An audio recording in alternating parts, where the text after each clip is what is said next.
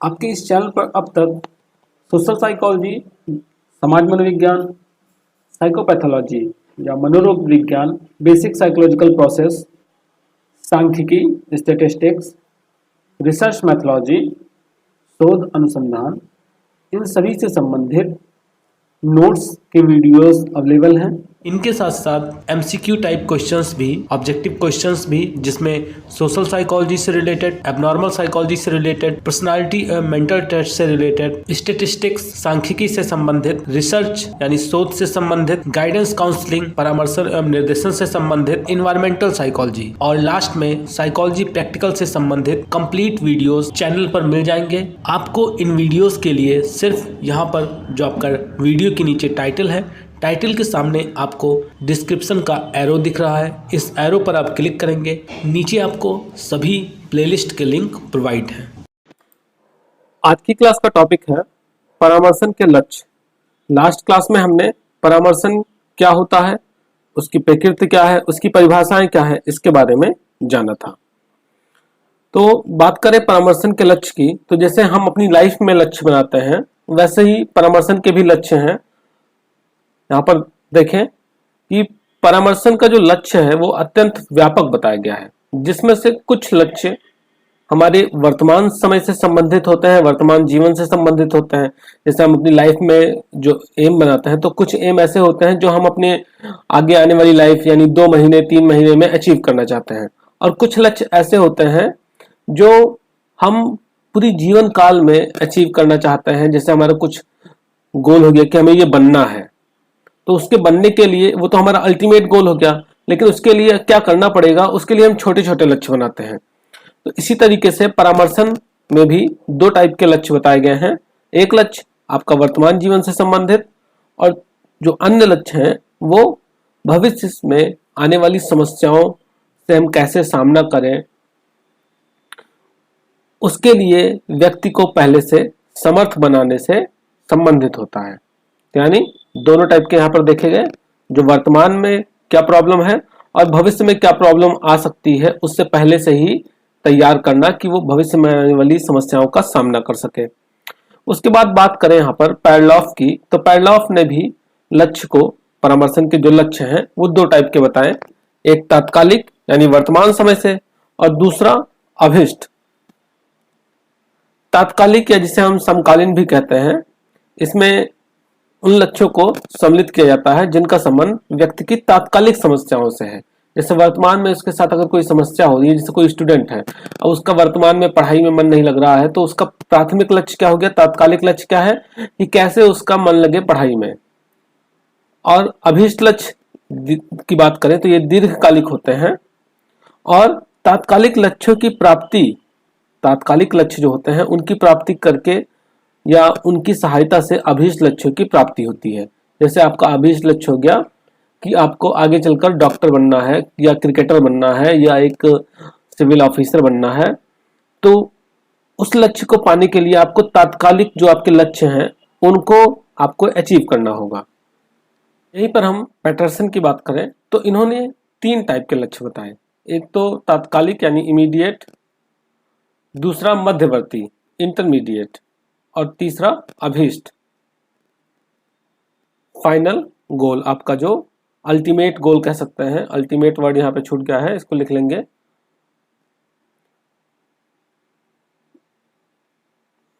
इसी के साथ साथ अगर हम एस.एन. राव की बात करें तो पहले यहाँ पर देखिए पैटरसन ने बाकी चीजें तो सेम बताई, बीच में एक मध्यवर्ती गोल बता दिया कि आपका तात्कालिक और भविष्य अल्टीमेट गोल के बीच में आप जैसे 2-4 साल बाद की जो चीजें सोच रहे हैं, तो उससे रिलेटेड जो गोल्स होते हैं वो एक तरीके से हम कह सकते हैं कि मध्यवर्ती लक्ष्य के अंतर्गत हम रख सकते हैं।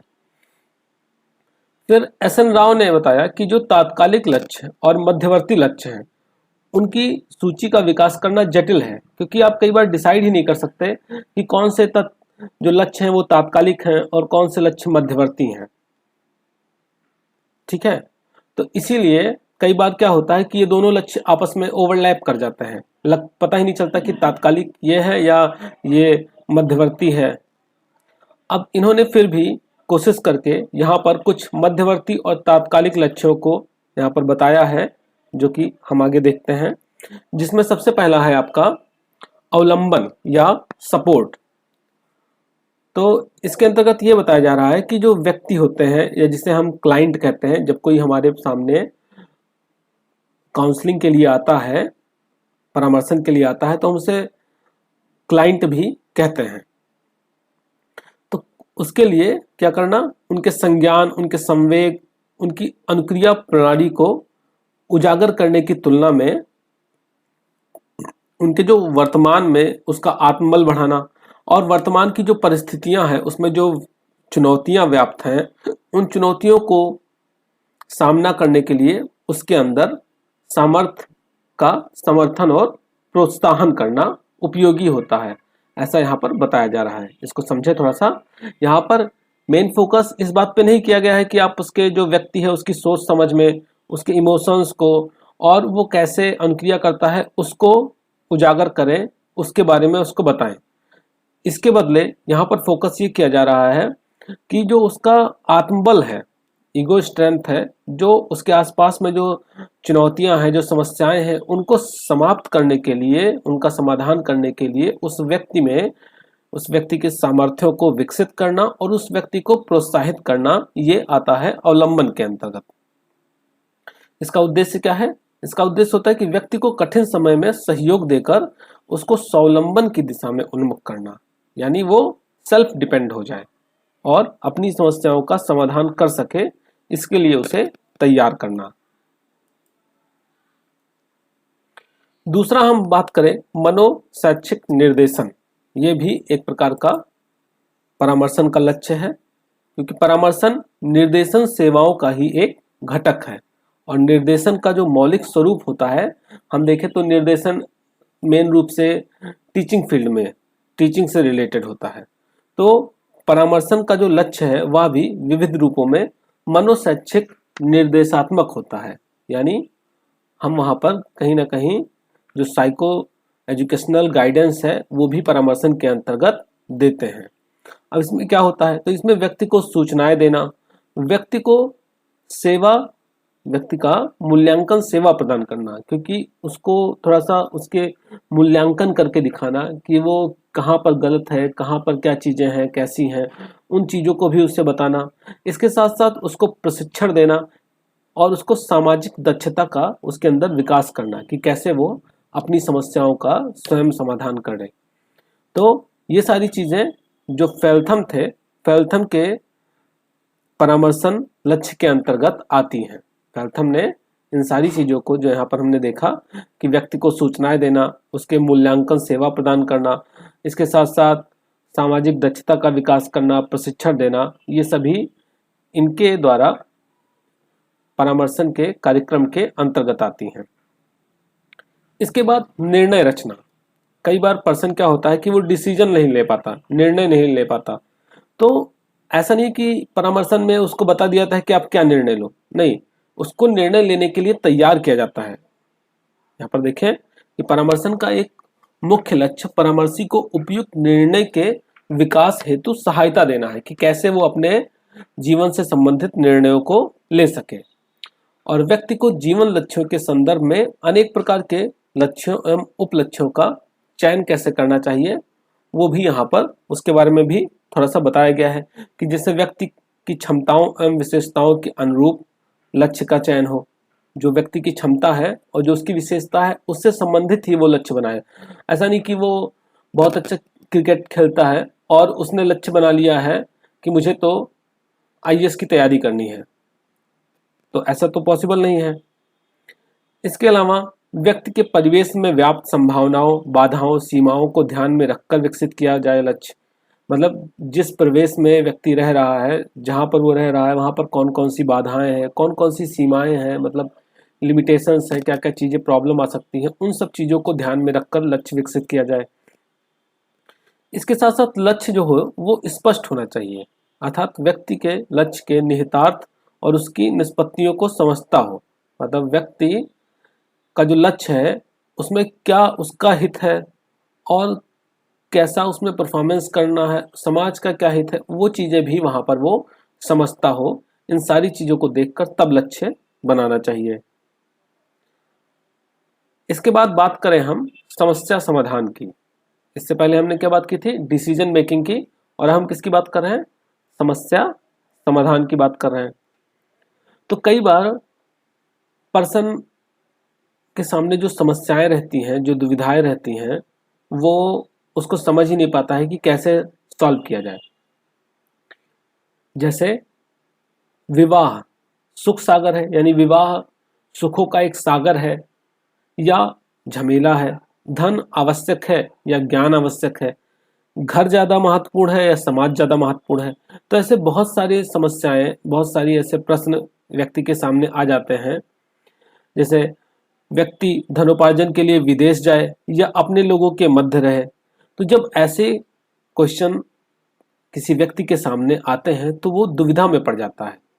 और परामर्शन का ये लक्ष्य होता है कि व्यक्ति के इन समस्याओं के बारे में अन्वेषण करे, शोध करे, उसके संवेगों को और उसकी व्यावहारिक परख की क्रिया को सजग बनाए। मतलब कि कैसे वो अपने संवेगों को समझ सके, कैसे इन सबको एनालाइज कर पाए कि उसके लिए कौन सी चीज़ें जरूरी हैं, कौन सी चीज़ें जरूरी नहीं है, वो कैसे किसी चीज़ से रिलेटेड कोई कार्य करे। तो इन सब से संबंधित उसको बातें बताना, उसको तैयार करना, ये सारी चीज़ें इसके अंतर्गत आती हैं। फिर वो अपने समाज में कैसे समायोजन करे। समायोजन की दिशा में देखिए नेक्स्ट पॉइंट जो हमारा है, परामर्शन और निर्देशन दोनों का योगदान मुख्यतः विकासात्मक होता है। यानी समायोजन में हम उसके अंदर ये चीज डेवलप करते हैं कि व्यक्ति अपनी क्षमताओं और अपनी विशेषताओं का विकास करे और भविष्य में उत्पन्न होने वाली समस्याओं और जो वर्तमान में समस्याएं हैं उनके प्रति समायोजन स्थापित कर पाए, उनका समाधान कर पाए। इसके बाद नेक्स्ट हम बात करें तो अंतर्दृष्टि का विकास करना। अंतर्दृष्टि, डेवलपमेंट ऑफ इंसाइट, यानी आपने पढ़ा होगा, गेस्टाल्ट की थ्योरी पढ़ी होगी जिसमें इंसाइट थ्योरी थी, यानी सूझ का विकास करना।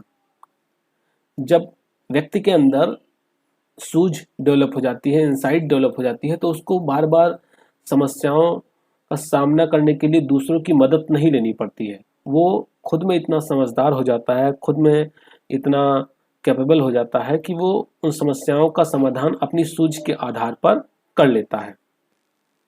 तो यहाँ पर देखें बताया जा रहा है कि व्यक्ति के व्यवहार ऐसा होता है कि उसके सामने बार बार समस्याएं उत्पन्न होती हैं और उनकी प्रतिक्रिया शैली के कारण समस्या का समाधान प्राप्त होने के स्थान पर कई बार समस्या में वृद्धि हो जाती है। मतलब वो समझ नहीं पाते हैं कि कैसे हम उस समस्या के प्रति रिस्पॉन्स करें। तो समस्या को घटाने के बजाय कई बार व्यक्ति समस्या को बढ़ा लेता है। और ऐसे व्यक्ति के लिए परामर्शदाता अंतर्दृष्टि के विकास का लक्ष्य स्थापित करते हैं। मतलब जब कोई ऐसा क्लाइंट या ऐसा व्यक्ति आता है जो अपनी समस्याओं को समाधान करने के बजाय और बढ़ा ले रहा है, तो वहां पर जो परामर्शदाता होता है, जो काउंसलर होता है, वो क्या करता है, वो लक्ष्य को इस प्रकार बनाता है कि उस व्यक्ति के अंदर परामर्श विकसित हो सके, उस व्यक्ति के अंदर एक सूझ विकसित हो सके, परामर्श नहीं, एक सूझ विकसित हो सके और वो अपनी समस्याओं का समाधान स्वयं कर सके। नेक्स्ट है आत्मबोध का विकास।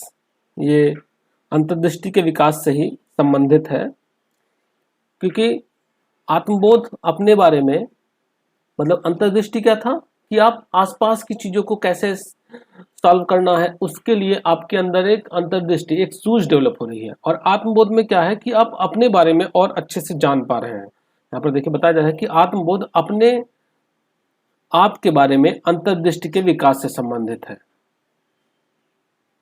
जो सूझ था वो दूसरों के बारे में था, और यहाँ पर आत्मबोध यानी अपने बारे में अंतर्दृष्टि का विकास करना।